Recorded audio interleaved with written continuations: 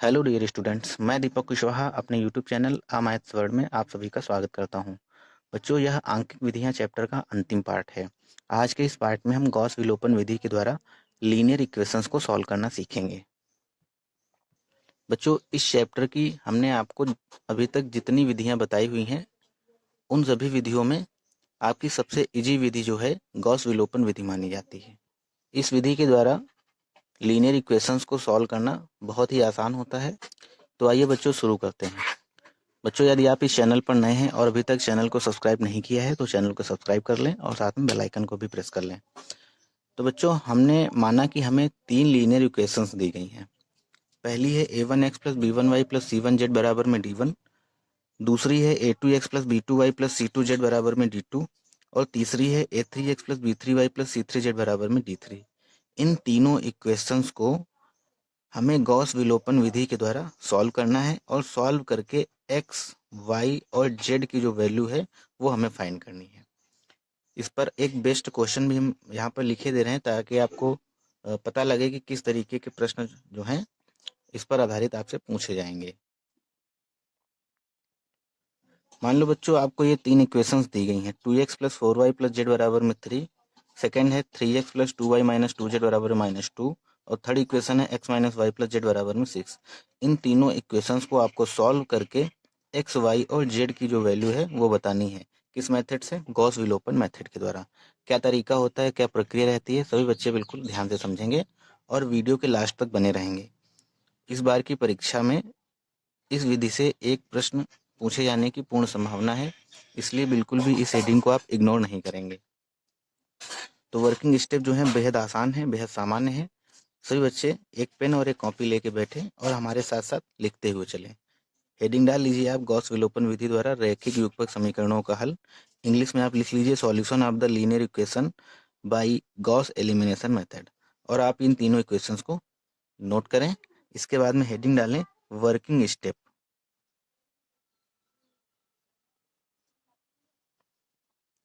क्या तरीका होता है, कैसे हमें सॉल्व करना है, बड़े ही ध्यान से समझेंगे आप लोग।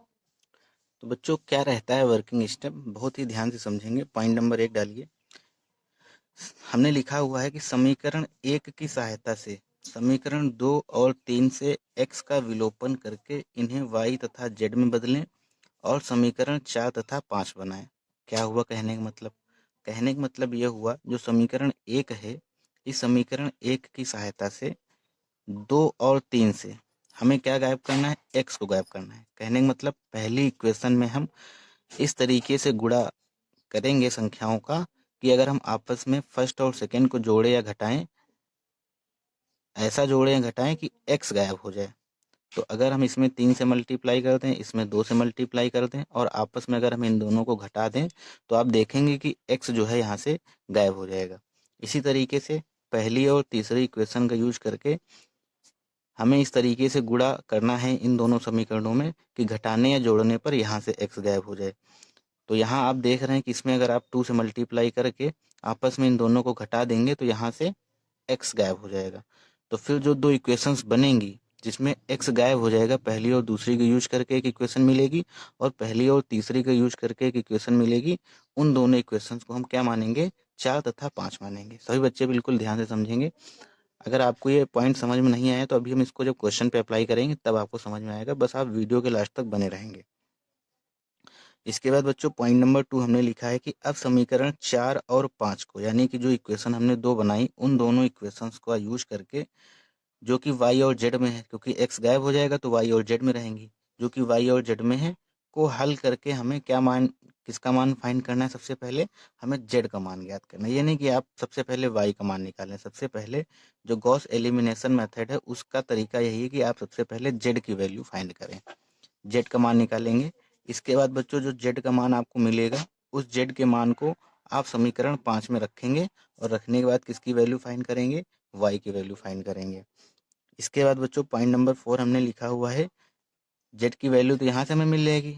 इसके माध्यम से फिर आपको 5 का यूज करके y की वैल्यू मिल जाएगी। फिर बच्चों, जो प्राप्त y तथा z के मान हैं उनको समीकरण 1 में हम रख देंगे। यहाँ पे y की वैल्यू, यहाँ पे z की वैल्यू, और रखने के बाद में हमें वैल्यू मिल जाएगी किसकी? x की वैल्यू मिल जाएगी। बस यही जो तीनों वैल्यू मिलेंगी, यही हमें ज्ञात करनी थी। तो नीचे लिखा हुआ है हमने कि उपरोक्त प्रक्रिया द्वारा समीकरणों को हल करना ही गॉस विलोपन विधि कहलाती है। मतलब ये जो प्रोसेस है पूरा, सबसे पहले जेड का मान ज्ञात करना, फिर वाई का मान ज्ञात करना, फिर एक्स का मान ज्ञात करना, ये जो प्रक्रिया है यही आपकी गॉस विलोपन विधि है, क्योंकि इसमें हम एक्स का विलोपन करके वैल्यू फाइंड करते हैं। गॉस एलिमिनेशन मेथड बेहद सामान्य है, बहुत ही ईजी है। इस तरीके के प्रश्नों को अब आपने यहाँ इस वर्किंग प्रोसेस को देखने के बाद में आपने महसूस किया होगा कि इस तरीके के प्रश्नों को आप बचपन से हल करते चले आ रहे हैं। बचपन का मतलब क्लास 9th से। 9th में आपको इस तरीके की रैखिक समीकरणें बताई जाती हैं, तो इसकी प्रक्रिया बहुत ही आसान है। अगर ये प्रश्न आपकी परीक्षा में आता है तो आप निश्चित रूप से बिल्कुल सही करेंगे। गॉस विलोपन विधि के द्वारा दो तरीके होते हैं किसी भी इक्वेशन को सॉल्व करने के। ये आपका पहला मेथड है, पहला तरीका है। और एक दूसरा तरीका है बच्चों आव्यूह विधि, मैट्रिक्स मेथड। तो वो भी अभी हम आपको समझा रहे हैं। पहले हम इस वर्किंग प्रोसेस के ऊपर आपको एक बेस्ड क्वेश्चन कराते हैं, तब आपको ये पूरा क्लियरली आपके दिमाग में सेट हो जाएगा और बिल्कुल आसानी से समझ में आ जाएगा। तो पहले आप इसको नोट कर लीजिए कॉपी में। नोट करने के बाद में हम एक एक स्टेप को इस क्वेश्चन में अप्लाई करेंगे और आप अपनी कॉपी से देखते हुए समझेंगे सारे स्टेप्स को, तब आपको बिल्कुल आसानी से समझ में आएगा। तो बच्चों पहले आप वीडियो रोक के यहाँ तक आप नोट कीजिए। तो बच्चों हम आशा करते हैं कि आपने नोट कर लिया होगा। तो सबसे पहला पॉइंट हमने आपको क्या लिखाया था, जो पहला पॉइंट ये था कि समीकरण 1 की सहायता से 2 और 3 में से x को हम गायब करेंगे और किसकी वैल्यू निकालेंगे, किसके रूप में इक्वेशन बनाएंगे, y और z के फॉर्म में। तो सबसे पहले आप फर्स्ट इक्वेशन में क्या करेंगे, पहली इक्वेशन आप यहाँ नोट कर लीजिए, 2x + 4y + z बराबर में 3, और दूसरी इक्वेशन क्या है, 3x + 2y - 2z बराबर में -2। ये पहली इक्वेशन है और ये दूसरी इक्वेशन है। तो बच्चों हमें इन दोनों इक्वेशन से x को गायब करना है। तो x कैसे गायब होगा, अगर हम इस वाली इक्वेशन में 3 से मल्टीप्लाई कर दें और इस वाली इक्वेशन में 2 से मल्टीप्लाई करने के बाद में दोनों को आपस में अगर हम घटा दें तो आप देखेंगे कि x जो है वो गायब हो जाएगा। तो मल्टीप्लाई करेंगे तो क्या आएगा, 3 2 जा x, 3 2 जा 6 हो जाएगा, 6x प्लस ये हो जाएगा आपका 12y प्लस ये आपका हो जाएगा 3z इक्वल में 9। यहाँ पे जब मल्टीप्लाई करेंगे तो 6x + 4y - 4z इक्वल में -4। तो इसको बच्चों जो हम घटाएंगे तो ये माइनस और यहाँ साइन चेंज हो जाएगा, प्लस हो जाएगा और यहाँ पे प्लस हो जाएगा, ये कैंसिल हो जाएगा। यहाँ से बच्चों आपको क्या मिलेगा, 8y प्लस में 7z इक्वल में 9 + 4 यानी कि 13। जो इक्वेशन मिलेगी उसे हम कौन सी इक्वेशन मानेंगे, इक्वेशन नंबर 4। इसी तरीके से बच्चों पहली और तीसरी का यूज करके हम x को गायब करेंगे। तो पहली इक्वेशन है 2x + 4y + z बराबर में 3, और थर्ड इक्वेशन क्या है बच्चों, x - y + z बराबर में 6।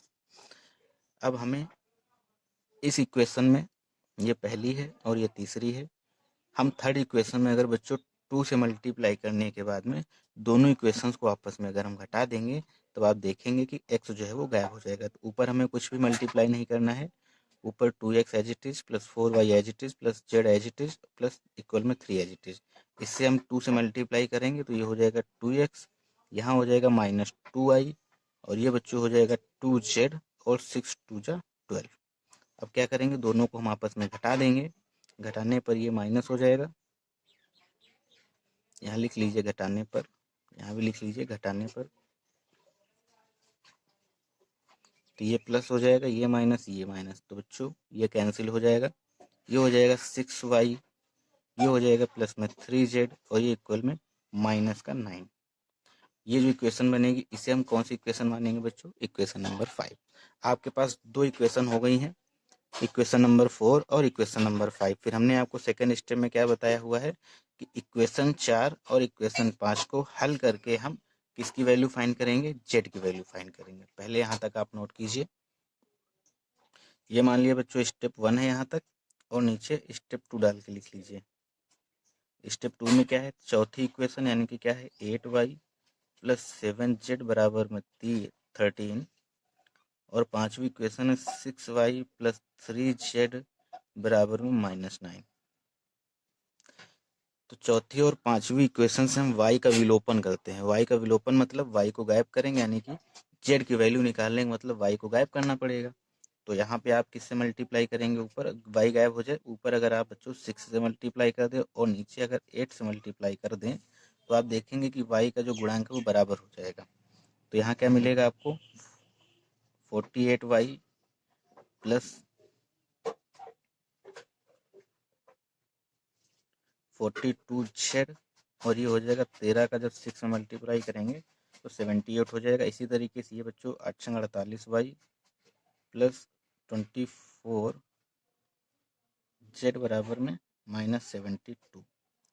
ये दो इक्वेशंस थी जो इनको हमने आपस में मल्टीप्लाई कर लिया, पहली वाली को 6 से और दूसरी वाली को 8 से। अब इनको हम अगर आपस में घटा दें तो आप देखेंगे कि y जो है वो कैंसिल हो जाएगा। घटाने पर ये माइनस ये प्लस हो जाएगा, ये कैंसिल हो जाएगा। तो बच्चों यहाँ पर हमें क्या मिलेगा घटाने पर,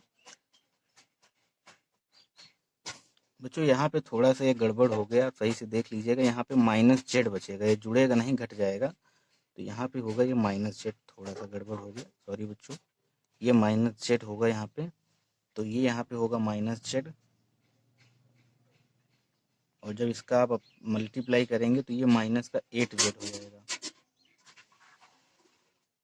यहाँ माइनस का 8z है, और जब घटाएंगे तो ये माइनस और ये माइनस माइनस प्लस हो जाएगा, ये प्लस।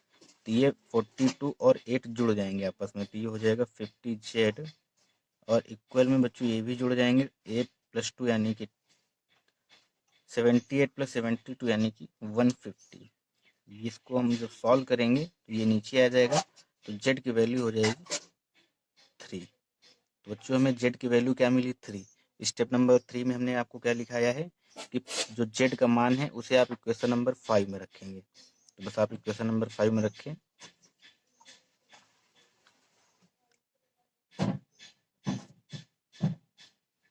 z का मान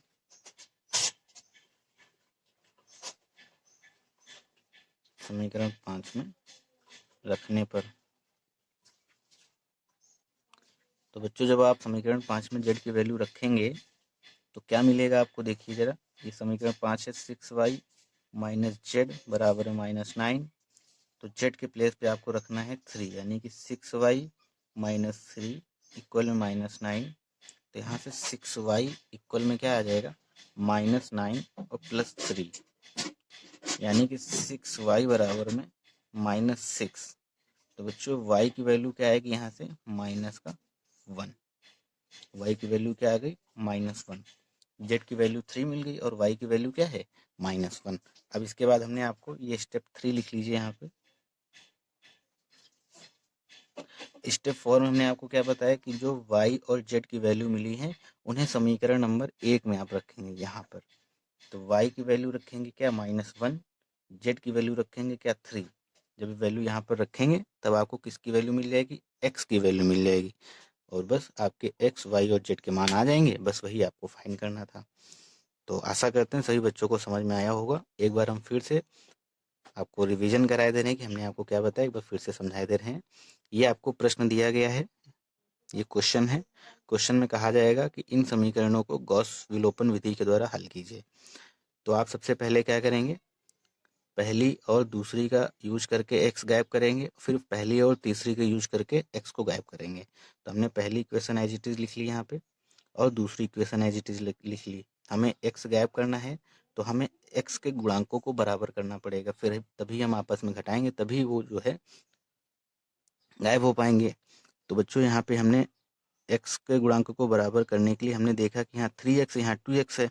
तो अगर हम ऊपर वाली इक्वेशन में 3 से मल्टीप्लाई कर दें तो आप देखेंगे कि यहाँ पे 6x बन जाएगा, और इस वाली इक्वेशन में 3x है, तो आप अगर यहाँ पे 2 से मल्टीप्लाई कर देंगे तो आपको पता चलेगा यहाँ भी 6 बन जाएगा। तो वही हमने किया है, 3 से मल्टीप्लाई किया तो ये 6x हो गया, और ये इसमें 3 का 4 से मल्टीप्लाई तो 12 हो गया, ये 3z हो गया, और ये 9 हो गया। इसी तरीके से 2 से मल्टीप्लाई कराएंगे तो ये 6 हो जाएगा, ये 4 हो जाएगा, और ये -4 और ये -4। इनको अगर हम दोनों को आपस में घटाएंगे तो साइन जो है वो चेंज हो जाते हैं, यहाँ प्लस है तो माइनस हो जाएगा, यहाँ प्लस है तो यहाँ माइनस, लेकिन यहाँ माइनस है तो प्लस हो जाएगा, और यहाँ माइनस है तो ये प्लस हो जाएगा, ये कैंसिल हो गया। इसको आपस में जो हमने घटाया तो 8y और ये प्लस 7z बराबर में 13। इक्वेशन जो बनेगी हमने आपको बताया कि उसे हम इक्वेशन 4 मान लेंगे। इसी तरीके से पहली और तीसरी यूज करके फिर हमें x गायब करना है। तो पहली equation as it is note कर ली, third equation as it is note कर ली। तो यहाँ पे x का गुणांक हमें बराबर करना पड़ेगा। ऊपर 2 है, अगर हम नीचे भी 2 से मल्टीप्लाई कर दे तो गुणांक बराबर हो जाएंगे x के। वही हमने किया, ऊपर वाली एज इट इज, नीचे वाली में हमने 2 से मल्टीप्लाई किया। तो ये 2x minus 2y plus 2z और ये 12 हो जाएगा। अगर इनको हम आपस में घटा दें तो आप देखेंगे कि x कैंसिल हो जाएगा। घटाने पर यहाँ माइनस था तो यहाँ प्लस हो जाएगा, तो 6y और यहाँ माइनस ये प्लस यानी कि माइनस z घट जाएगा, और ये हो जाएगा -9 घटने के बाद में। अब 4 और 5 को हमें सॉल्व करना है। 4 और 5 का सॉल्व करने का मतलब हमें यहाँ से y का विलोपन करना है। सबसे पहला प्रोसेस क्या रहता है इसमें, x का विलोपन करेंगे, फिर जो इक्वेशन बनेगी उनसे हम y का विलोपन करेंगे। तो बच्चों यहाँ पे आपने देखा कि हमने y का विलोपन करने के लिए y के गुणांकों को बराबर किया। y के गुणांकों को बराबर करने का मतलब इसमें हमने 6 से मल्टीप्लाई किया, इसमें 8 से मल्टीप्लाई किया, तो गुणांक बराबर हो गए y के। 48 ऊपर हो गया, नीचे 48 हो गया। घटा दिया तो घटाने पर ये वैल्यू आई है 50z बराबर में 150। यहाँ से सॉल्व किया तो z की वैल्यू आ गई 3। फिर हमने आपको बताया था स्टेप नंबर 4 में कि जो आपको इक्वेशन मिलेगी, जो आपको वैल्यू मिलेगी जेड की, उस वैल्यू को आप इक्वेशन नंबर 5 में रखें। किसकी वैल्यू फाइंड करेंगे, वाई की। तो ये बच्चों वाई की वैल्यू आ गई। अब हमें क्या करना है, वाई और जेड की जो वैल्यू मिली है उसे हम इक्वेशन नंबर फर्स्ट में रखेंगे और वैल्यू निकालेंगे किसकी, एक्स की वैल्यू निकालेंगे। सभी बच्चे बिल्कुल निकाल के हमें बताएं कि एक्स की वैल्यू क्या आएगी। पहले यहाँ तक आप नोट कर लीजिए इसको। तो बच्चों स्टेप 5 में आप लिख लीजिए y तथा z का मान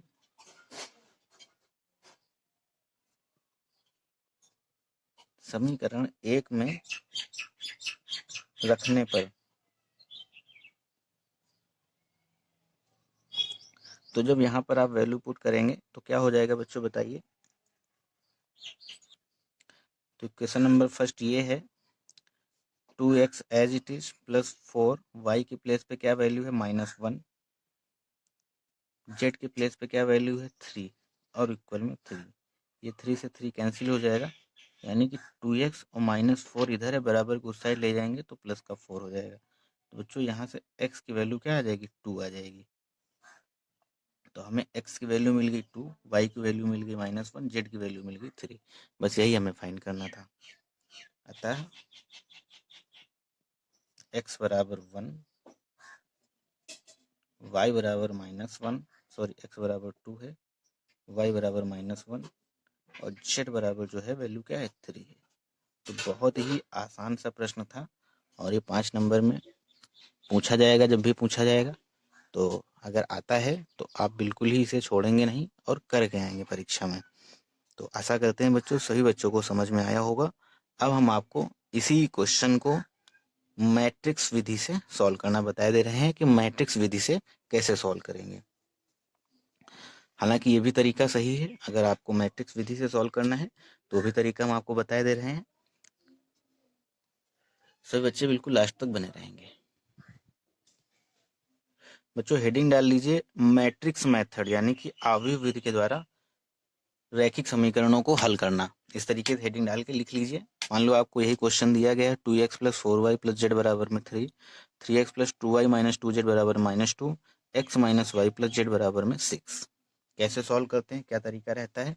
तो सबसे पहले बच्चों x, y और जो z के गुणांक हैं उनको हम एक मैट्रिक्स बॉक्स में बंद करके लिख लेते हैं।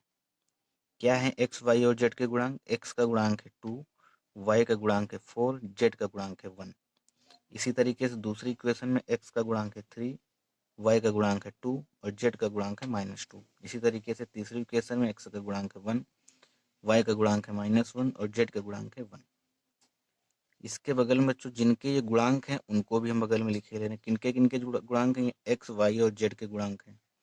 अगर इसी तरीके से बच्चों आपको 4 इक्वेशन दी होती तो आप यहाँ पे नीचे एक लिख लेते और इसी तरीके से इसको यहाँ बढ़ा लेते। बराबर में जो कॉफिशियंट हैं यानी कि जो गुणांक हैं d1, d2, d3 उनको हम एक ब्रैकेट बंद करके लिखे ले रहे हैं। क्या है, 3 है, -2 है और 6 है। ये किस फॉर्म में लिख गया बच्चों, ax बराबर b के फॉर्म में लिख गया है। यहाँ पर लिख लीजिए, जहाँ ए क्या है बच्चों, ए है आपका 2 4 1 3 2 -2 1 -1 1। एक्स क्या है बच्चों, एक्स है आपका XYZ। और बी क्या है,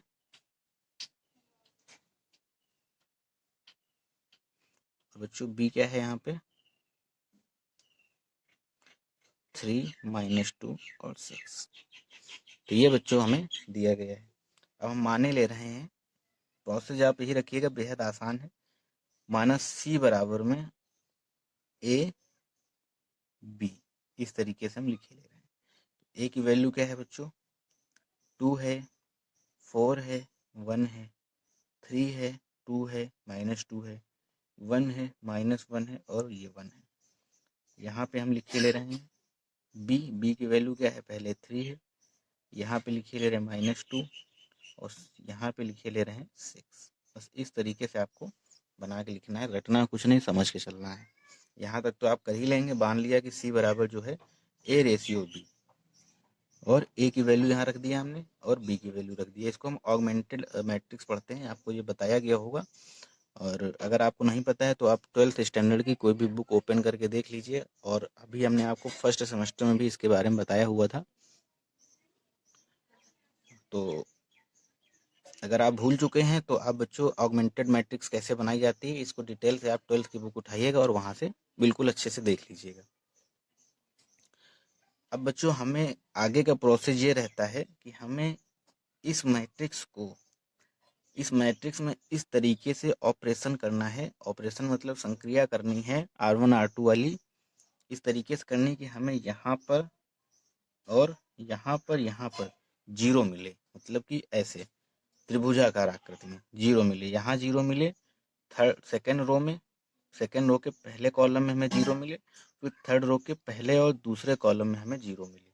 ये हमारी प्रायोरिटी रहती है, ये हमारा इसमें वर्किंग स्टेप रहता है। तो बच्चों अगर हमें यहाँ पे जीरो बनाना है तो हम R2 में ऐसा क्या गुणा भाग करें कि यहाँ पे जीरो बने। तो आप देखेंगे कि R2 में अगर हम 2 से मल्टीप्लाई कर दें R2 में, और ऊपर वाली इक्वेशन में 3 से मल्टीप्लाई करके घटा दें, तो आपको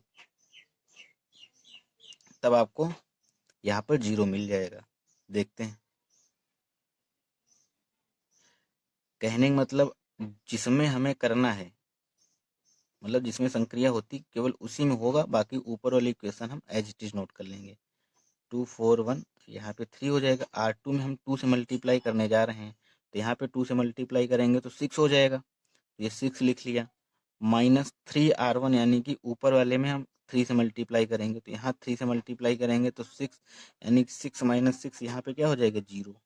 इसी तरीके से बच्चों R2 में 2 से मल्टीप्लाई करना है, तो यहाँ भी 2 से मल्टीप्लाई होगा, तो यानी कि हो जाएगा 4, और घटाना है R1 में 3 से मल्टीप्लाई करके, तो -3R1 यानी कि यहाँ पे क्या हो जाएगा, माइनस का 12। जब 3 से मल्टीप्लाई करेंगे तो ये हो जाएगा 12, और घटाएंगे तो बीच में घटाने का निशान माइनस का, यहाँ पे जब घटाएंगे तो -8 बचेगा। इसी तरीके से इसमें हम 2 से मल्टीप्लाई करेंगे तो ये हो जाएगा -4, और घटाएंगे 3 से मल्टीप्लाई करके तो यहाँ पे हो जाएगा 3, यानी कि बच्चों ये हमें क्या मिलेगा, -7। और इसमें भी यही होगा, ये नहीं कि इधर लिखा हो तो इसमें हम इस संक्रिया को नहीं लगाएंगे। अब यहाँ पे 2 से मल्टीप्लाई करना, तो यानी कि ये -4 हो जाएगा, और -3 से यहाँ मल्टीप्लाई करेंगे तो 9 हो जाएगा। आपस में ये जुड़ जाएंगे, यानी कि -13 हो जाएगा। अब इसी तरीके से R3 में हमें क्या करना है कि यहाँ पे हमें जीरो मिले, पहले हम यहाँ जीरो बनाएंगे फिर यहाँ जीरो बनाएंगे। तो आप देख के बताइए कि हम R3 में किससे मल्टीप्लाई करें। बच्चों इसमें जो हम संक्रिया लगाएंगे R3 में, हमें अब R3 और R1 का यूज करना है। ये नहीं कि R3 और R2 में घटा घुटू के हमें जीरो बना देना है। मतलब कि हमें पहले क्या करना है, R2 में R1 का यूज करके ऐसा घटाना जोड़ना है कि यहाँ पे जीरो बने। फिर R3 में जब हम संक्रिया लगाएंगे तब R3 में हम R1 और R3 का यूज करके यहाँ जीरो बनाएंगे। बात को बहुत ध्यान से समझेंगे बच्चों। तो अब आप बताइए, इसमें यहाँ पे गुणांक 2 है और यहाँ पे 1 है, तो हम किससे मल्टीप्लाई करें यहाँ पे कि जोड़ने घटाने पे यहाँ पे हमें जीरो मिले। तो आपको देखने से पता चला है कि हम R3 में अगर बच्चों 2 से मल्टीप्लाई करके R1 में डायरेक्टली घटा दें तो यहाँ पे हमें 0 मिल जाएगा। तो ये 2R3 है,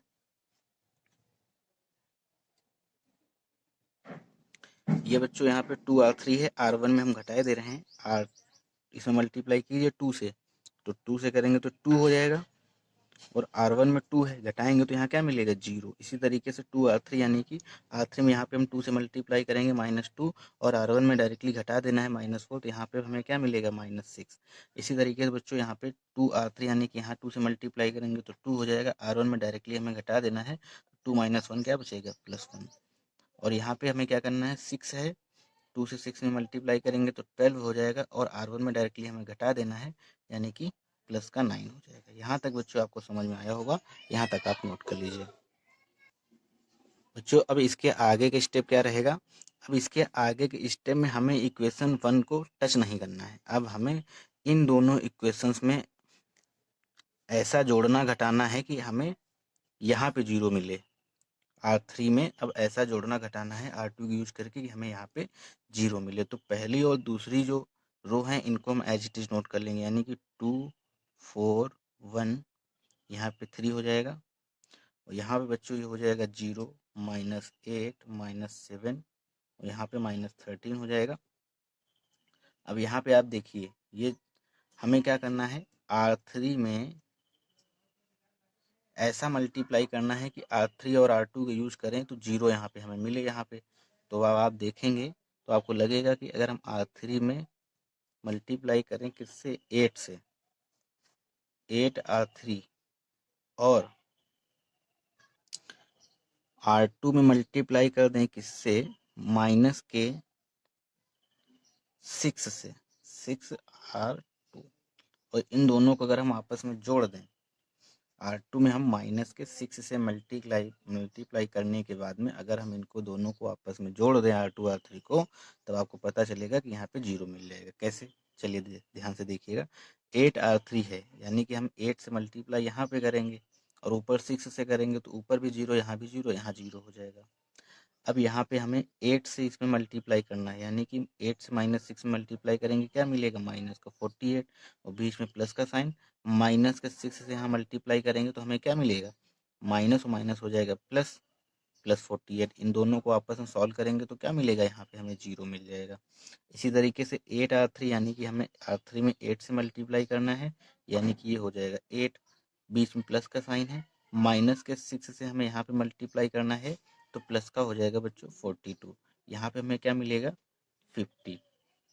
इसी तरीके से यहाँ पे 9 है, 9 का मल्टीप्लाई करेंगे 8 में, क्या मिलेगा हमें 72, बीच में प्लस का साइन है, लगा दीजिए, -6 है, और -6 का प्लस के 13 में मल्टीप्लाई करेंगे तो प्लस का 78 हो जाएगा, और ये आपस में ऐड करेंगे तो बच्चों हमें क्या मिलेगा 150। यहाँ तक आपको समझ में आया, नोट कीजिए। फिर से हम आपको एक बार बता दे रहे बच्चों, कहने का मतलब क्या हुआ, इस तरीके से आप बना लेंगे, इसको आप ऐसे मान के रख लेंगे। यहाँ पे हमें अब R1 को टच नहीं करना है, R1 को एज इट इज रखना है। R1 और R2 का यूज करके हमें यहाँ पे 0 बनाना है, फिर R1 और R3 का यूज करके हमें यहाँ पे 0 बनाना है। इसके बाद बच्चों जब यहाँ 0 हमें मिल जाएगा, फिर हमें R2 और R3 का यूज करके यहाँ पे 0 बनाना है। बस ये प्रक्रिया है।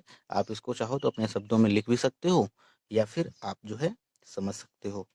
फिर से बता दें, पहले वाली रो को आपको टच नहीं करना है, एज इट इज नोट कीजिए। R2 और R1 का यूज करके हमें यहाँ पे 0 बनाना है। इस तरीके से हमें R2 में मल्टीप्लाई करना है, इस तरीके से हमें R1 में मल्टीप्लाई करना है, इस तरीके से जोड़ना घटाना है कि हमें यहाँ पर 0 मिल जाए। इसके बाद बच्चों R1 और R3 का यूज करके हमें यहाँ भी 0 बनाना है, तो R3 में बनाना है तो R3 यहाँ लिखेंगे, R2 में बनाना था 0 तो R2 यहाँ लिखेंगे। R3 में क्या करेंगे, इस तरीके से हम गुणा करेंगे, फर्स्ट और थर्ड में जोड़ेंगे घटाएंगे कि यहाँ पे हमें 0 मिले। फिर जब यहाँ 0 हमें मिल जाएगा, फिर इसके आगे का प्रोसीजर रहता है कि रो सेकंड और रो थर्ड का यूज करके ऐसा जोड़ना घटाना है कि हमें यहाँ पर 0 मिले। मतलब ये त्रिभुजाकार में 0 हमें इस तरीके से नीचे मिले। ठीक है बच्चों, बेहद आसान प्रक्रिया है, बिल्कुल भी घबराइएगा नहीं। अब इसके आगे क्या करना है, पहले यहाँ तक आप नोट कीजिए। तो बच्चों सॉल्व करने के बाद में हमें ये वैल्यू कुछ इस तरीके से मिली हुई है। अब यहाँ लिख लीजिए, अतः चूँकि हमने माना था कि ax बराबर में b था, तो इसको हम थोड़ा ओपन करके इसी फॉर्म में लिख लेंगे जिस फॉर्म में पहले था। हमने इसको ब्रेक करके x बराबर b के फॉर्म में लिखा हुआ था। अब इसको ब्रेक करके हम फिर से इस फॉर्म में आ जाएंगे। तो यहाँ क्या हो जाएगा, 2x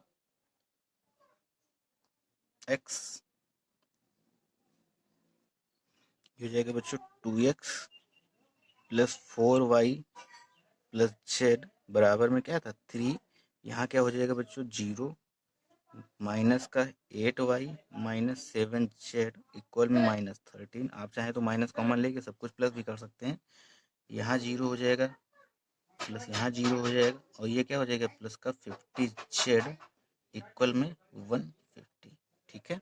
अब देखो बच्चों, ये इक्वेशन नंबर फर्स्ट है, ये मान लो सेकंड है, ये मतलब 1 2 3 यहाँ थी तो ये 1 है, ये आपकी 1 है इक्वेशन, सही से लिख लीजिए बच्चों। ये 1 है, ये इक्वेशन 4 है और ये इक्वेशन 5 है। अब ये देखो पुराने पैटर्न पे प्रश्न आ गया जो आपने पहले किया हुआ था।